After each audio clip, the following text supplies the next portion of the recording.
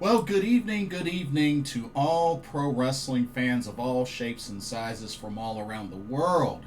Welcome to another Pro Wrestling Talk video brought to you by Blitzball Champ Gaming here on the U to the Tube. I'm your host, Blitzball Champ Jason Ingram. So, I wanted to get on here and talk about two things. First, I want to talk about New Japan Pro Wrestling Strong events, which have pretty much become a ghost town, so to speak. And then I'm going to finish off by giving my preview of the upcoming Pro Wrestling NOAH Wrestle Odyssey, which is just in about a week. So I want to preview that since the full card has been announced for that show. So, okay. NJPW Strong shows have pretty much been non existent lately since May of this year. As a matter of fact, the last show that they did was Resurgence.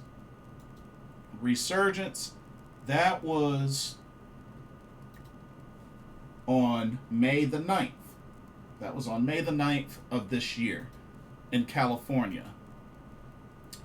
Now, this was the NJPW Strong event where, for example, Azumi won the Strong Women's Championship. And it was also where Templario and TJP won the Strong Openweight Tag Team Championships. But yes, May 9th was the last time a New Japan Pro Wrestling Strong event happened. And here it is now, October 3rd. Hasn't been another one since, and there hasn't been another one planned. Now, there's an article that's talking about this, and there's some reasoning behind New Japan scaling back U.S. shows. And the main reasons that they put down were due to declining attendance and talent desire, as far as coming to the U.S. And I'm looking at this article. This is from WrestlePierce.com. And there's a couple of things that it pointed out. So I'm going to just kind of read what's in this article. It says, the company New Japan Pro Wrestling has reduced its U.S. schedule in 2025 with attendance and travel to blame. After a surge in popularity for several of its foreign stars, New Japan Pro Wrestling ramped up efforts to establish itself in the United States, continuing to run shows even after the mass talent exodus brought on by AEW's formation. In 2025, however, the promotion has notably scaled back its American schedule, and now we know more why. And according to Fightful Select, the cutback stems from declining attendance and reluctance among talent to travel to the U.S. for shows. But yeah, apparently they were told declining attendance. Some NJPW roster members don't even want to make the trip for the shows, which is what led to the decline in NJPW shows after this past May. Says the COVID-19 pandemic led to the creation of the Strong brand, born out of necessity due to a large number of NJPW's roster being U.S. based. Although the brand officially ended in January 28th of 2023, most American shows have since continued under the Strong banner, with its championships still active, which, there are three championships. You have the Strong Openweight Championship, the Strong Women's Championship, and the Strong Openweight Tag Team Championships. Those were pretty much the main three. All right. It says Tomohiro Ishii currently holds the NJPW Strong Openweight Championship, while Stardom's Saya Kamitani recently defeated Azumi to capture the NJPW Strong Women's Championship. That was at the Corcoran Hall show. And like I said, Templario and TJP of United Empire are the Strong Openweight Tag Team Champions, which they have been defending them, I believe, in CMLL. NJPW's latest U.S. show was Resurgence on May 9th in Ontario, California, their third stateside event of 2025, down from 6 by August last year, and they had 8 in 2023, not including co-promoted events. So in 2023 they had 8. Last year they had 6, and this year so far only 3. I mean, yeah. But I think really looking at this, I definitely understand why they mention AEW, because, I mean, it has been a mass exodus from New Japan to AEW. I mean, you have to think, you know, Kazuchika Okada, Will Ospreay. Shoot. You even had Kota Ibushi. You even had names like, heck, Kyle Fletcher, Mark Davis, you know, Aussie Open. I mean, I know they were mostly on the Strong brand, but still, they even competed some in Japan. But yeah, there's quite a number of names that have really were former New Japan Pro Wrestling and, you know, in Japan, but now no longer part of the brand. And heck, you look at Hiroshi Tanahashi, he's getting ready to retire at Wrestle Kingdom 20. So, I mean, I don't know. It just really seems like this partnership with AEW and New Japan just really, I don't know, y'all. Maybe it's really severely ran its course. Because, I mean, nowadays, it seems like, aside from just randomly having New Japan talent booked, you tend to see a good handful at Forbidden Door, and I guess potentially Wrestle Dream, but it hadn't really been the same. Because, like I said, there's only been 3 events specifically this year. Not only that, I remember Yota Tsuji specified in an interview that, you know, he was kind of disappointed with the last show that he attended in the States and wrestled, and it seemed like the crowd was dead, or just not that into it. And apparently ticket sales have gone down, you know, with the past few events, and it's just like, honestly, I can't say that I'm surprised, considering, you know, the way the last event went. And from what I've been told, they haven't really sold out. And not to mention, they tend to use, you know, some of the same cities multiple times. Like cities in California, you know, Chicago. You know, they're using a lot of the same cities, like, repeatedly. So there's really not a whole lot of variety. I know, me personally, I've been to a few, but more so, like, I've been to 2 New Beginning shows, which I guess didn't really count under the NJPW Strong banner. But, New Japan Pro Wrestling's The New Beginning, happened once in Charlotte and one time in Durham. I went to both of those shows.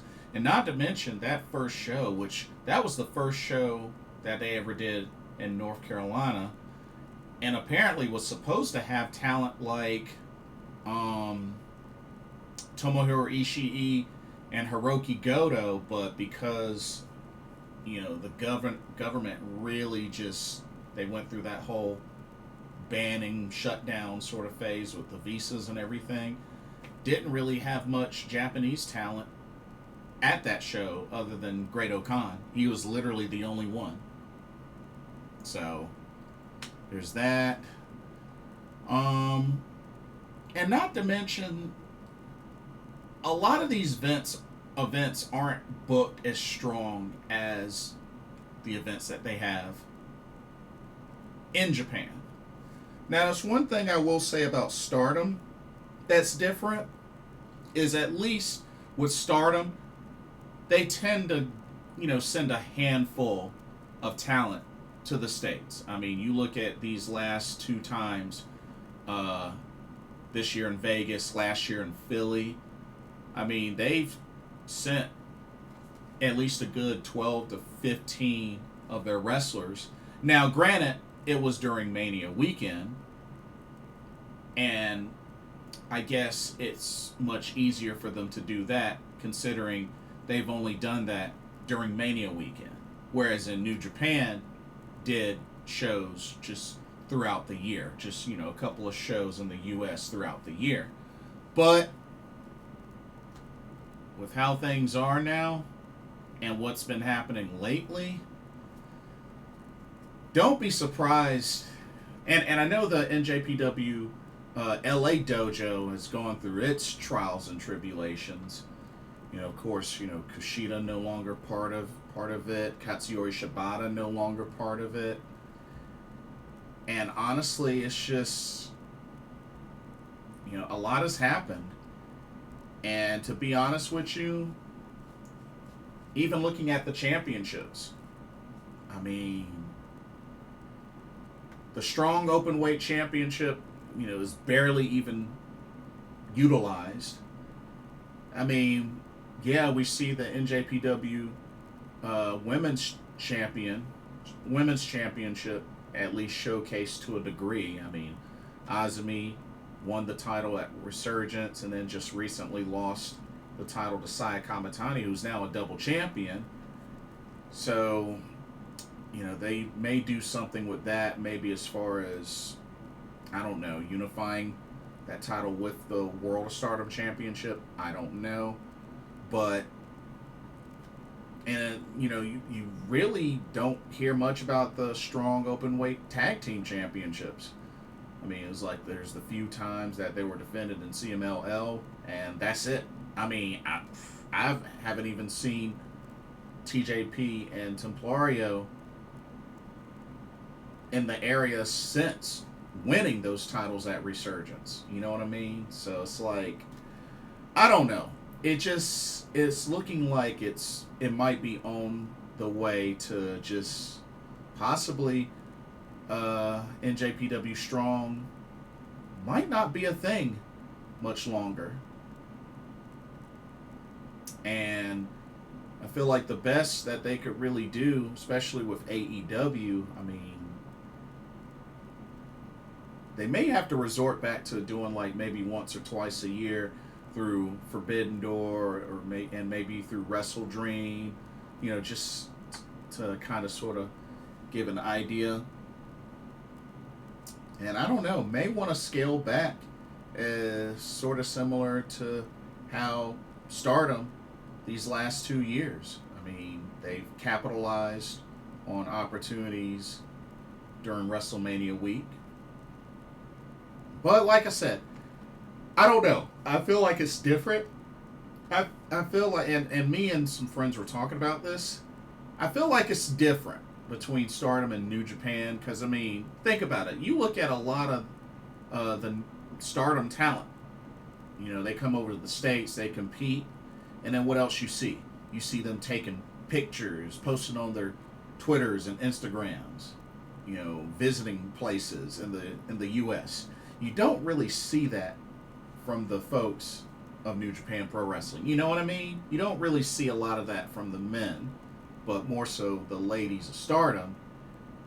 And it's just like a common thing. But like I said, I'm not surprised that it's come to this point. I'm really not surprised that it's come to this point, but we'll have to see what happens. I mean, maybe they may pick it back up after Hiroshi Tanahashi retires, but at the same time, if not a lot of the talent are even interested in coming to the U.S., then I mean, honestly, they may have to do what they got to do and maybe suspend or shut down NJPW Strong and just either maybe have them seasonally, like maybe 2 to 4 a year, or just, you know, put your focus in on, if you're going to do a U.S. show, be a part of Forbidden Door or All Out or All In or Wrestle Dream, you know? So that's all I can really say. It's a bummer for sure, because like I said, I've been to a few New Japan shows here in the U.S., but the main one that I've been to that was technically NJPW Strong was High Alert in Charlotte at Grady Cole Center. but that's about it. But, I mean, we'll see what happens. Like I said, they haven't done an event since May. And here it is October. So, I figured usually by now they would announce Battle in the Valley in San Jose, which usually is in January. But, yeah, I don't know.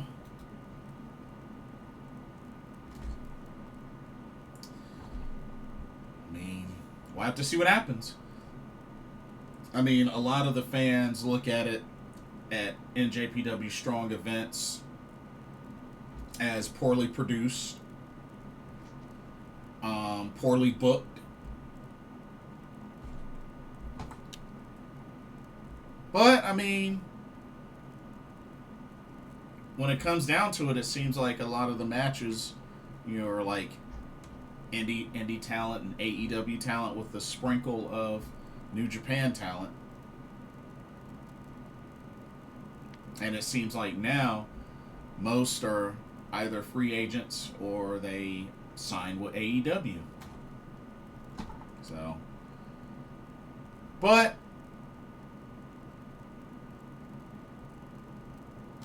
it is what it is.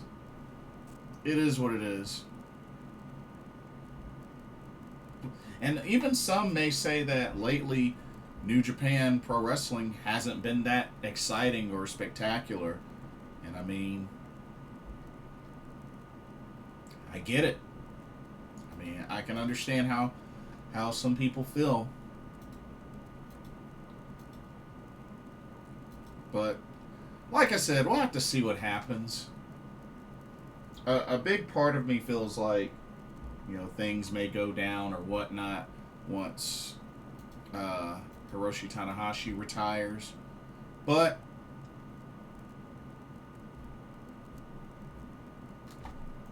it is what it is. I mean, that's pretty much all I can say. But it is what it is. Okay. Now let's switch gears. Let's finish off with a preview event. So, Pro Wrestling NOAH has an event on Saturday, October 11th at Ryogoku Kokikugan. Wrestle Odyssey. Definitely looking forward to this. Has a pretty solid card. Has a pretty solid card. But yeah, let's go ahead and jump into this. There's 9 matches total. 9 matches total. So let's go ahead and jump into it. Alright, here we go. Alrighty, so I got the whole card here. Let's start from the bottom. Let me zoom in some. Start with this first one. We got ourselves a singles match between Junta Miyawaki and Kai Fujimura.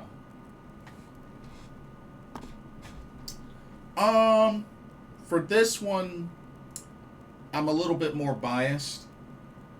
So I am actually going to have to go with Junta Miyawaki. I know I'm pretty big on him considering him and Amakusa won the last junior tag team league tournament that they had. So pretty high on Junta Miyawaki. So Junta Miyawaki for the win. Alright, let's go to our next match. This next match is pretty interesting. Let's move up and look on your right side. We got a tag match. We got the team of Galeno and Haruroki taking on the team of Manabu Soya and Yuto Kikuchi. I'm actually looking forward to Galeno and Manabu Soya kind of squaring off in this match. But I'm a pretty big Manabu Soya fan, so I'm going to be a little biased. Although I do like Galeno. That big man can fly. But I'm going to go with Manabu Soya and Yuto Kikuchi to pick up the victory. But that should be a really good match. And like I said, I'm looking forward to Manabu Soya and Galeno going at it in this match. Alright, let's go to our next match. Alright, shift over to the left right here. We got a very special tag team match. NOAH versus WWE NXT. As representing NOAH, you have the team of Jack Morris and Ulka Sasaki. And they will be taking on Team WWE NXT of Charlie Dempsey and Harlem Lewis. Not that familiar with Harlem Lewis, but hey, cool to see Charlie Dempsey in a NOAH ring.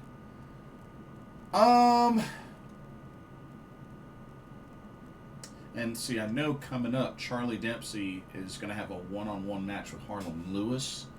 I believe Saturday, the 4th. But then they're going to be teaming with each other for Wrestle Odyssey.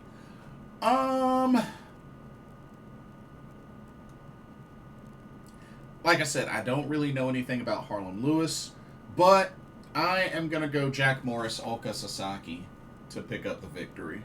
But who knows? Maybe Charlie Dempsey and Harlem Lewis can pull it off. I don't know. But we'll see. Should be good. Alright. Let's go to our next match. Alright, we're moving up and shifting to the right.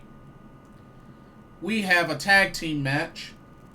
The team of Takashi Sugiura and Dragon Gate's Shun Skywalker taking on the team of Tetsuya Endo and HAYATA.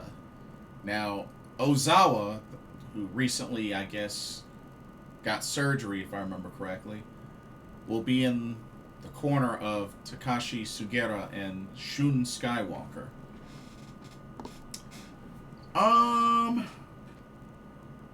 By the way, Shun Skywalker's hilarious. This one's kind of tough. This one's actually kind of tough.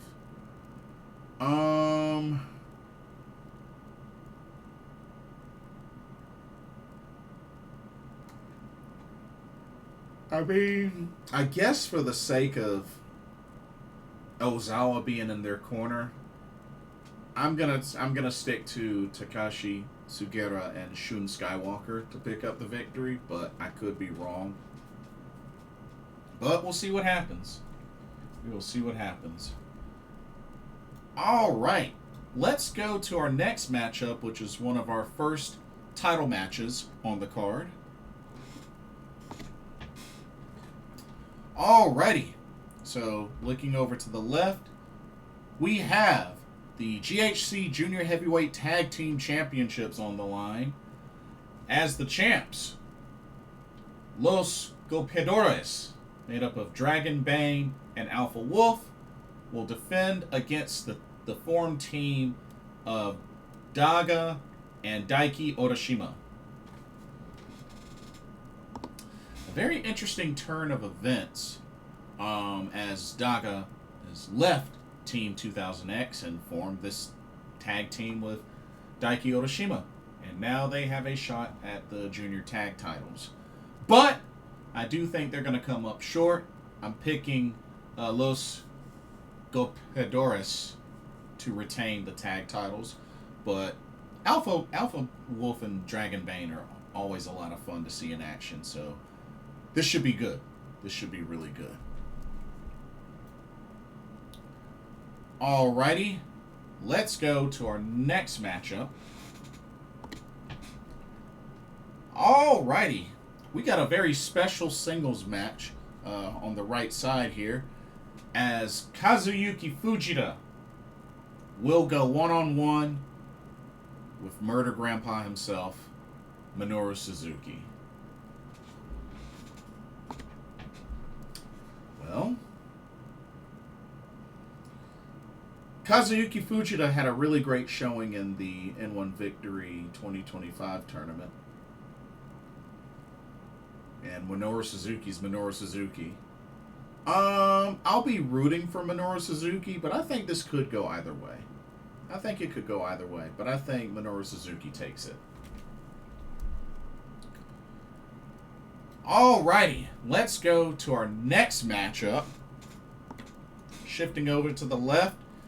Wow, we have a very special, loaded tag team match here, as the team of Mr. Ace President of New Japan Pro Wrestling, Hiroshi Tanahashi, and Kaito Kiyomiya, to take on the team of Naomichi Marufuji and Keno. This is kind of a tough one. I mean, it's a very loaded match. But part of me can kind of see Hiroshi Tanahashi, Kaito Kiyomiya pick up this victory. I mean, I assume this is Tanahashi's one and last time wrestling in a Pro Wrestling NOAH ring. So I'm going to go Hiroshi Tanahashi, Kaito Kiyomiya. I mean, there's no titles on the line. It's Tanahashi's, I assume, last time in NOAH. So yeah, that's what I'm going with. But I won't be mad if Marufuji and Keno end up picking up the victory. I like the both of them for obvious reasons. Okay. Let's go to our next match. All right. We're up here at the top right first. Alrighty, we have the GHC Junior Heavyweight Championship on the line. As the champion, Hiromu Takahashi from New Japan Pro Wrestling will defend against former champion Ita. Hiromu Takahashi's coming off a successful defense against Bone Soldier Taiji Ishimori.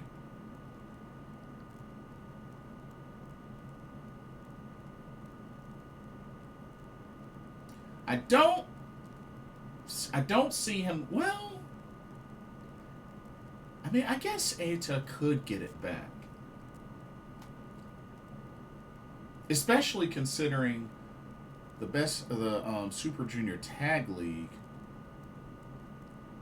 will be here after a while. Wait, when is the Super Junior Tag League? Okay, so closer to the end of October, so October 23rd. I mean, he could probably get away with another successful defense. So I'm gonna say Hiromu Takahashi retains, but I wouldn't be shocked if he ended up losing. But I think he'll retain and have the belt a little bit longer, just a little bit, Okay, and what I assume will be the main event of Wrestle Odyssey comes down to the top left. The GHC Heavyweight Championship on the line. As the champion, Kenta will defend against the N1 Victory 2025 tournament winner, my man, the chairman of Team 2000X, Masa Kitamiya. Well,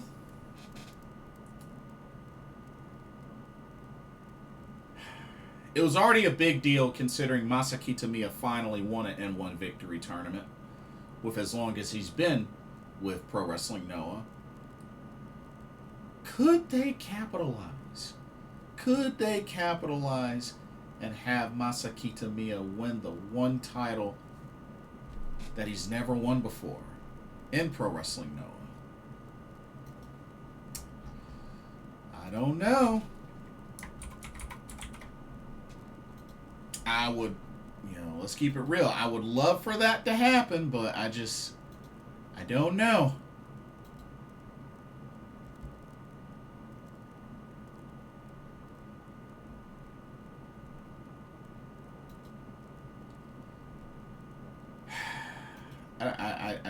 I don't know.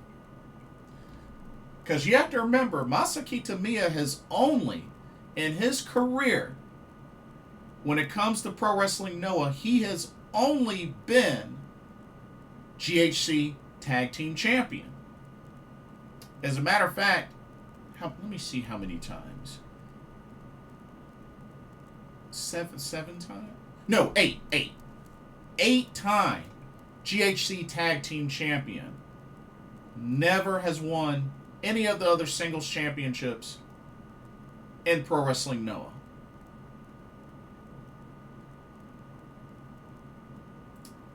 To be honest, I would really love to see him. I would love to see him win the GHC Heavyweight Championship. It would be his first singles title of his career.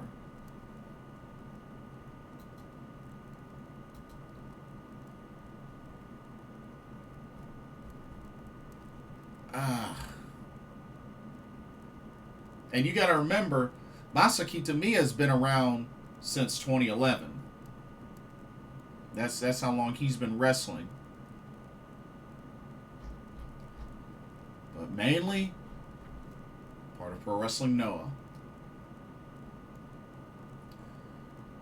I will be pulling hard for Masa Kitamiya to win.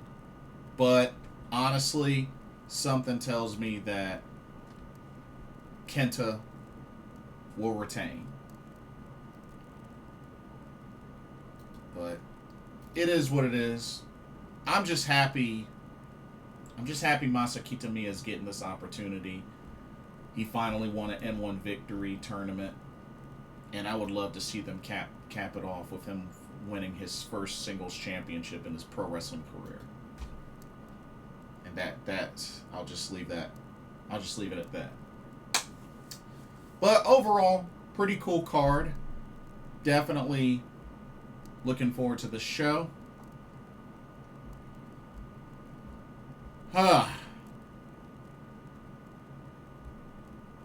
Also, I am not too sure what New Japan is going to do about Historic Crossover 3 because I have yet to see any information about if it's going to be live streamed or what. I mean, I know it's going to be in China, and it's in Guangzhou, China, but I mean, is it going to be live streamed?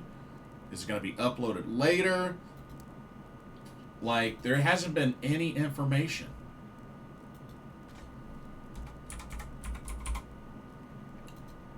And as a matter of fact, I haven't even seen anything on Triller TV.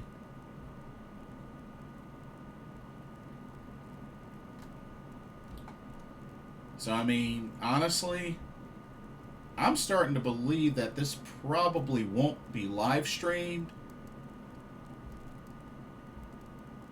And I don't even know if it'll be archived. I mean, the only chance I could think of is maybe they put it up on Stardom World, because I mean there's at least 2 Joshi matches, you know, featuring the talent of Stardom on that card. Actually, no, 3.